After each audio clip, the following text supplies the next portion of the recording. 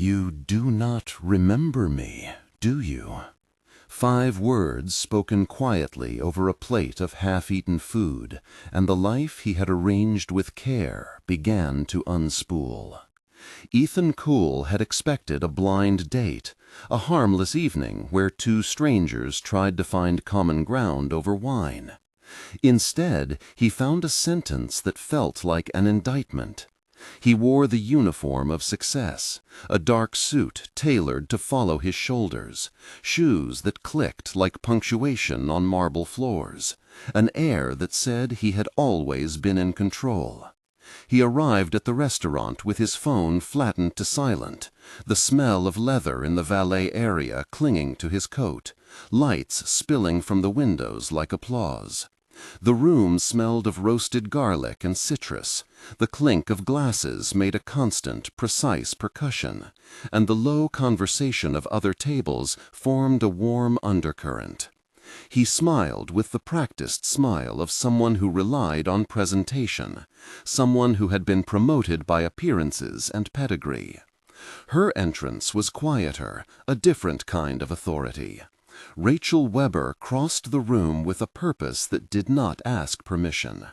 Her coat carried the faint scent of hand sanitizer and pencil shavings, small markers of clinical attention and long hours. She sat, placed a small folder on the table, and looked at him as if she had an inventory of his life in her head. He opened with the routine charm, the light joke that belonged to first meetings, nodding at shared hobbies that did not exist. For a moment he thought it was going the way blind dates did, polite and forgettable. Then she said the words that slowed everything. "You do not remember me, do you?" The phrase could have been an accusation, a gavel, a confession, a plea. It landed between them with the weight of decisions made in offices, of names crossed off promotion lists, of internships that became invisible. Ethan felt time kink, like a film that skipped a frame and revealed something under the polished surface. What followed that night was not immediate vengeance. It began as a question that opened into investigation, into testimony, into choices that would force a man who had built a career on meritocracy and pedigree to confront the cost of what he had assumed was merit. This is a story about responsibility, about what appearances hide, about the way institutions shelter comfort zones at the cost of people. Over the next hour at that table, the promise was simple and ugly. The next steps would either save his reputation or show how fragile it was, and they would reveal the cost exacted on others by a culture that rewarded certain faces and dismissed others. If you like stories that show how small moments change big systems, like and subscribe. He thought he could control the night. He was wrong. Ethan Coole had been the kind of man who believed in linear progress. He believed promotions reflected merit, that long hours equaled commitment, and that pedigree opened doors most people did not even knock on. At 38, he had become a partner at Coldwell Partners, a boutique strategy firm whose clients wanted discretion and expertise. The office on the 30th floor had glass walls, a view of the river that looked like wealth in motion, and the smell of fresh espresso in the hallway. He had a calendar booked months ahead, meals that were meetings, and a reputation among clients for calm, decisive counsel. He moved in rooms where people like Claire Morales and Daniel Price nodded appreciatively at his summaries. He thought that was proof of value. But some of his habits had been less admirable. He favored candidates with familiar resumes, often selecting people with similar educations and backgrounds, people who fit an implicit cultural fit. He dismissed alternatives with phrases like, "This will not work for our client," or "It is not the right pedigree." He had small rituals that looked like taste and were often protection, ways to keep disruption at bay. His decisions presented a strategic, quietly excluded promising people who did not resemble the room. Those omissions would later map onto lost projects, to employees who left furious, to team members whose work never found recognition. The table in the restaurant became a ledger. Rachel removed a thin file. She did not open it. She let him see the spine that said Volunteer Programs, Community Audit, Year 3. There was a history between them that Ethan had never acknowledged. She had been an analyst on a small pro bono project their firm took on 10 years earlier, when he had been a senior associate and she a bright, overqualified volunteer whose name he had filed under background noise. She had proof of a pattern, not of a single slight. The memory of an ignored email, of a suggestion that vanished from meeting notes, of a moment where a face was meant to be turned toward her and was turned away, all of it condensed into that one quiet, charged question. In the weeks that followed the dinner, the firm would be tested. Names moved like chess pieces. Claire Morales, a senior client director, would be one of the first to speak up in private, telling a version of events that complicated Ethan as an actor and as a leader. Maya Chen, an HR partner, would be drawn into investigating staff complaints from years past. Robert Hayes, a longtime client, would begin to question whether his loyalty had been to people or to systems that insulated failure. Anita Singh and Tomas Alvarez, two former analysts who had left quietly, would send testimonies. Sarah Reed from compliance would convene a meeting to determine whether patterns constituted governance failure or isolated incidents. Marcus Bell, an outside consultant, would be called in to audit decisions and to map outcomes to choices. What began as an uncomfortable reunion was the first ripple of a failure. Storm that would test not only Ethan, but the institution he represented. The firm prided itself on governance, on meritocracy, on the myth that the market would reward the right people. But meritocracy without scrutiny had become a palace of mirrors, where reflections repeated the same features until difference became invisible. The next scene unfolded in the firm boardroom, a place of polished wood and low hum of conditioned air.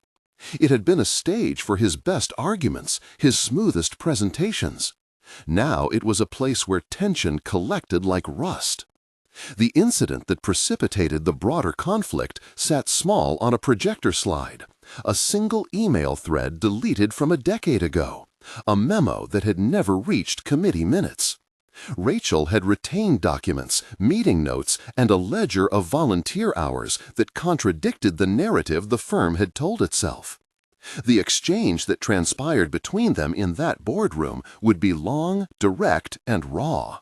It had to be, because the stakes were reputation, client trust, and the livelihoods of people who had been sidelined. Rachel spoke first. "I kept those records because I thought someone would care." Ethan replied, "I did not know those details. I was not aware." Rachel leaned forward, placing a hand on the table, the sound crisp like paper being set down.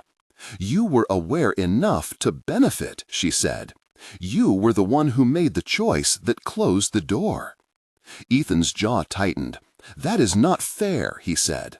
"I made decisions for the firm, not to hurt people." She looked at him, and something that had been patient for years turned decisive. "Those decisions had faces," she answered.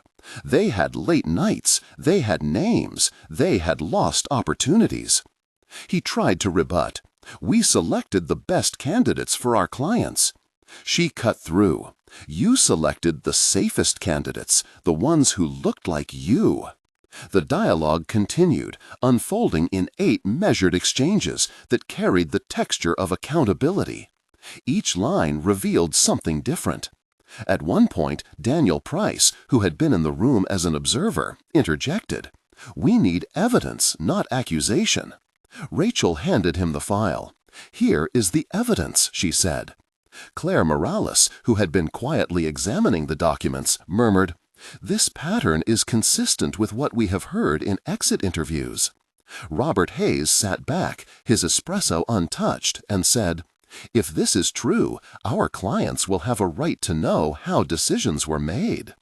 The conversation became a knot of professional ethics and personal memory.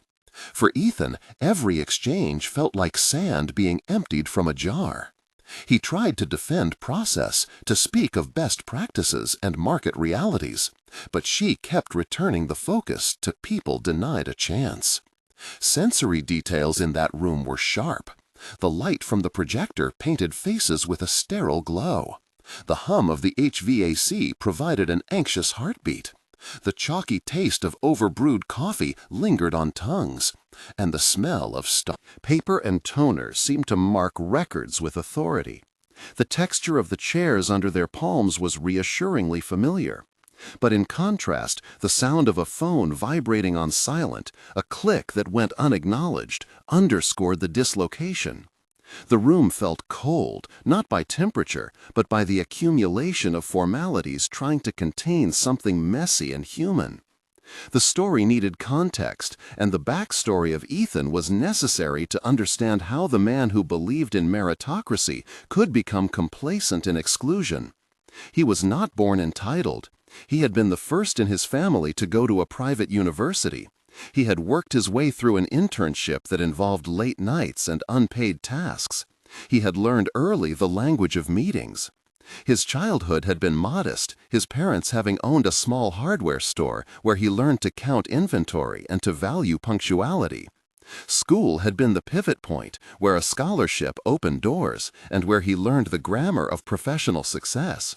University and training formed the second paragraph of his past. He studied economics, joined a consulting club where older students mentored him, and he cultivated relationships with professors who later became references. The pedigree of his CV was built on a pattern of being noticed by gatekeepers.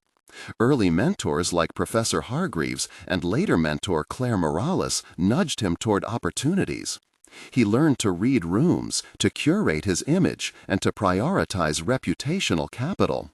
That training paid off in the form of fast promotions and a network that smoothed rough edges. A third paragraph recalled losses that shaped him in subtler ways. At 27, he had led a project that failed catastrophically, a client that left under his watch. The event became a lesson in cold metrics, a night when he learned to internalize blame and to double down on caution. He resolved after that failure not to gamble on unproven talent, believing that predictability was the safest path for clients and the firm. That decision created distance between him and colleagues who argued for risk and inclusion. At present, he found himself at a collision between conviction and consequence. His habits, once adaptive, had calcified into a pattern of exclusion that prioritized comfort and stability. The current conflict illuminated the cost of those habits. He was forced to reckon with the faces of people he had brushed aside. Names he had not remembered now mattered.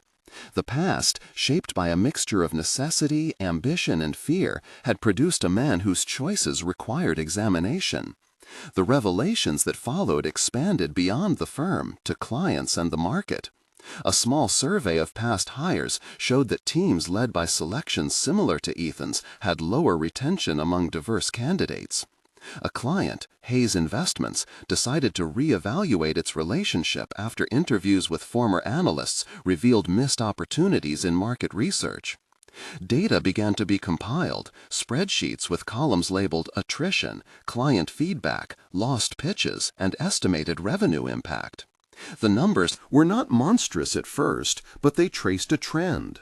The firm had lost 3 key clients over 5 years, an erosion of about 8% of revenue in targeted sectors where diversity of perspective correlated with market insight. Short testimony snippets emerged. Tomas Alvarez had written, "I was told my approach was too local." Anita Singh explained, "I learned to whisper ideas rather than propose them publicly." And Marcus Bell, an outside consultant, observed, "We found a correlation between homogeneous hiring and blind spots in client strategy." Each testimony was a small narrative that, when collected, created pressure. The firm had cultivated an image of meritocracy, but the image had concealed patterns that produced exclusion and eventual strategic weakness. A key turning point was a board-level meeting where governance and reputation collided. Sarah Reed from Compliance prepared a concise briefing, laying out potential risks and possible remedies. At that meeting, Ethan faced a choice. He could defend his record, insist on decisions being context-bound and risk eroding trust, or he could acknowledge failings and propose a path toward inclusion. The boardroom, once a stage for rhetoric, now demanded a concrete plan. He was offered a proposal by Rachel and a coalition of internal and external voices. The proposal was not simply an apology. It was a program, a package of measures aimed at structural change. It included a mentorship pipeline to bring in untapped talent, a transparent hiring rubric to reduce subjective evaluations, and a client review panel that included external perspectives. The offer came folded in tough accountability. Rachel, who had built a community initiative linking small firms to diverse talent pools, proposed a pilot program that could be scaled across firm clients. "We need structural fixes," she said, "not gestures." The dialogue around the proposition became a pivotal scene. There were 8 to 10 exchanges, each weighing consequences. Claire Morales said, "This is a chance to reclaim trust." Daniel Price cautioned, "Change is costly and may unsettle clients." Maya Chen insisted, "It is governance now that will protect market position later." Robert Hayes said, "Clients expect integrity, not just rhetoric." Ethan listened and then asked a question others could not avoid. "If we commit, what resources do we need, and what are the measurable outcomes?" That question invited technical and process descriptions that were specific and credible. The internal audit process was described in precise, accessible terms. The forensic review would map hiring decisions to outcomes, using a combination of HR records, exit interviews, and client performance data. It would be a blind analysis, anonymizing candidates to identify patterns of bias. And it would produce a report with clear metrics on attrition, promotion rates, and client retention effects. Each step would include controls to prevent reputational leaks and to ensure legal compliance. The description aimed for clarity because ambiguity would be weaponized.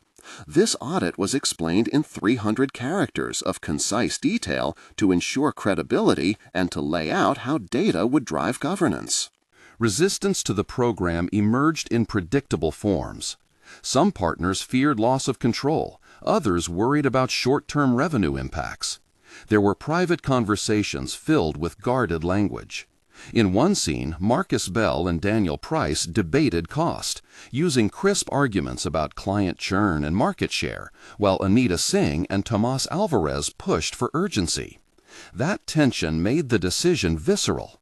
Ethan felt tugged between preserving a career shaped by pattern recognition and stepping into a leadership role that required admitting error and investing in repair.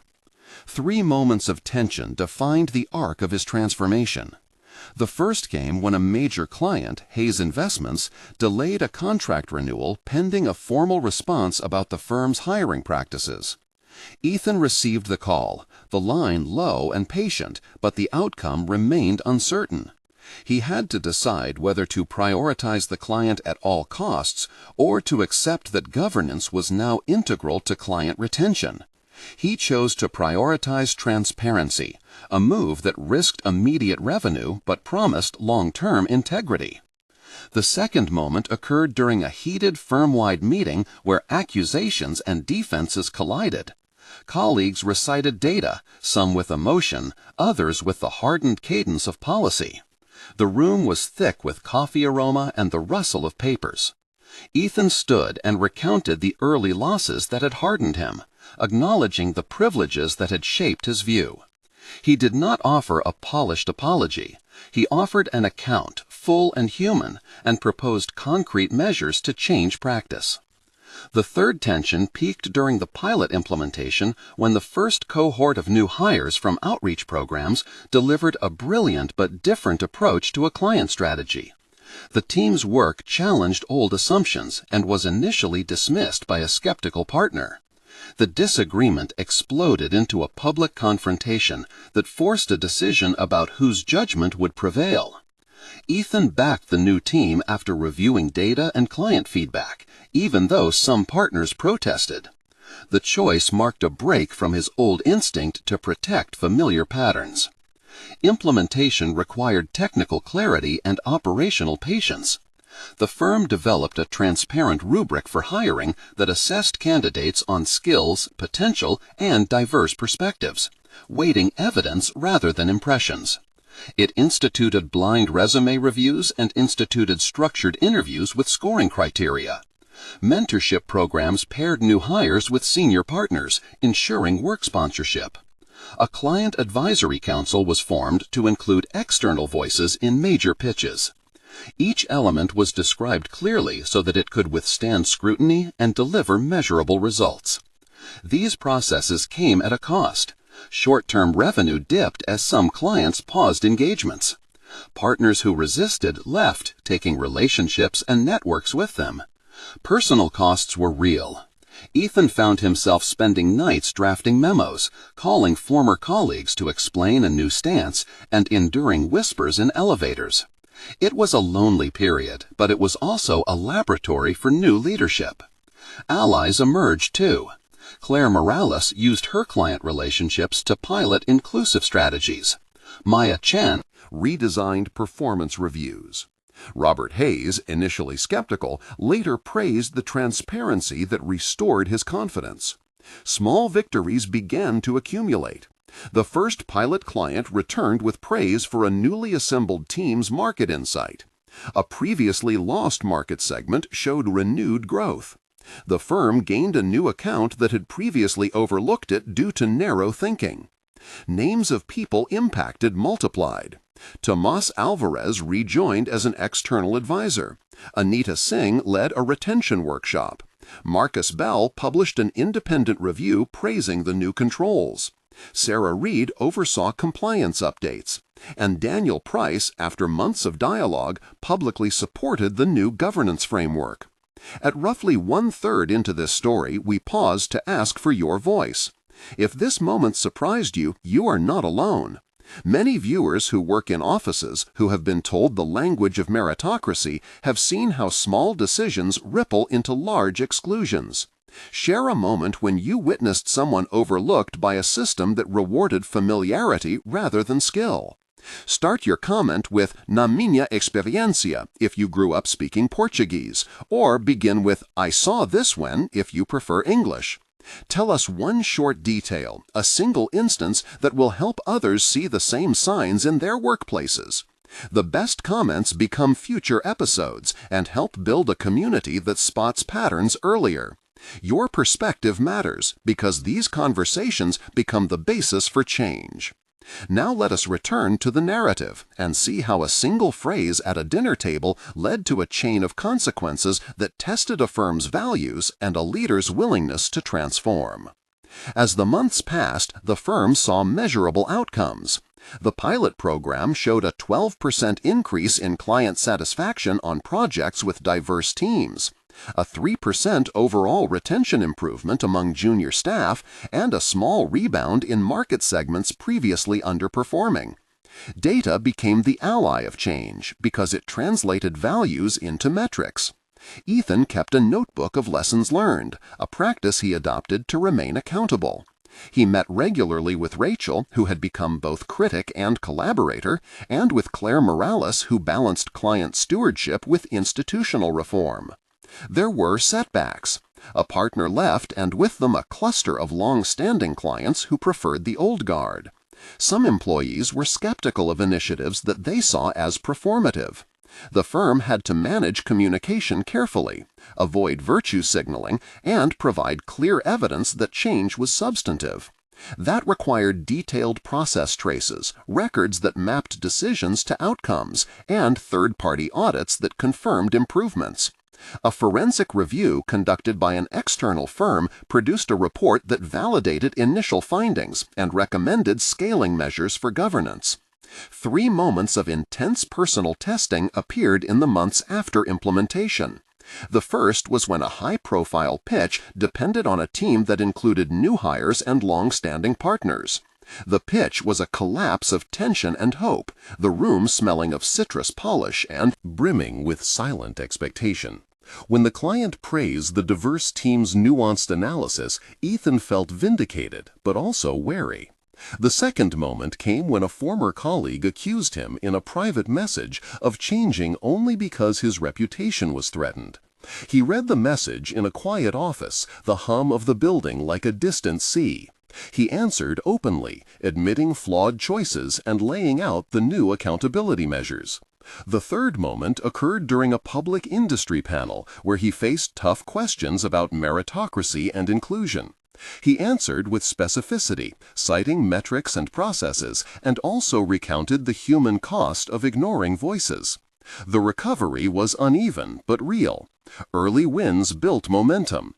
New hires reported better onboarding, increased mentorship, and clearer career pathways. Metrics showed that diversity of perspective improved pitch creativity and client outcomes. The firm rebuilt trust slowly, with tangible proof of process change. Ethan learned to listen more than speak, to ask for data before asserting intuition, and to defer to expertise outside his comfort zone. Rachel, once a volunteer whose emails had been discarded, now led a community engagement council that became a pipeline for talent. Claire Morales and Maya Chen redesigned promotion criteria. Robert Hayes resumed a key contract after seeing demonstrable governance improvements. 1 month later, the firm felt different in small but telling ways. Meeting agendas included an inclusion check, performance reviews noted sponsorship roles, and junior staff spoke in meetings with more confidence because their contributions had been validated by new structures. The pilot projects that had seemed risky began to show returns. Contracts extended, not because of charm, but because outcomes improved. Ethan walked the office with a sense of recalibrated purpose. He had lost some relationships, but gained something more durable. The 1-month follow-up showed a small rebound in client retention metrics and a growing positive sentiment among staff. 3 months later, the pattern had strengthened. The mentorship pipeline had placed 9 promising professionals into substantive roles. The Client Advisory Council had intervened in 2 major pitches to diversify thinking, resulting in a new product strategy that opened a minor but strategic market. Attrition among junior staff decreased by 3%, and internal surveys indicated improved perceptions of fairness and opportunity. The audit that had been commissioned produced a midterm report validating changes and suggesting expansions. Ethan had regular meetings with outside advisors, including Marcus Bell, who offered frameworks to scale initiatives. The firm had replaced some lost revenue and began recovering market share in targeted sectors. 6 months after the dinner, the picture had become more stable and instructive. The firm reported measurable improvements in several key indicators. Overall client satisfaction on projects staffed by diverse teams rose by 12%. Recruitment reached into new networks, and one previously lost client returned with a new mandate. The governance changes had become embedded, with an inclusion check in every major proposal and a transparent scoring rubric for hiring. A longer-term market analysis showed a 3-point gain in market share in a niche segment where diversity led to better cultural insights. Ethan had changed visibly. He no longer presented himself as the sole arbiter of taste and fit. He mentored publicly, shared credit, and invited critique. Rachel's community council became a respected source of talent and ideas. The epilogue of 6 months showed not a flawless redemption, but a material shift toward a firm that accepted accountability as strategy. In the end, the story was not about punishment. It was about responsibility. Ethan had entered a restaurant expecting a date and left with a lesson that rippled across colleagues, clients, and community. The firm had been confronted with its own reflection and chose, imperfectly but deliberately, to change. There were costs and losses, but there was also repair and measurable impact. The question that remains for anyone watching is direct. What would you do if someone you had ignored appeared at your table and asked to be remembered? Would you adjust procedures, or would you pretend not to hear? If this story moved you, consider subscribing. Here, we tell the stories that show how institutions change when people choose accountability over comfort. If you want to discuss this episode further, share your experience in the comments and help build a community that learns from these moments. He had not been destroyed. He had been made to see. And in that seeing, he began to rebuild with people he had once overlooked. The night that started as a blind date ended as the beginning of a long, hard, and necessary transformation.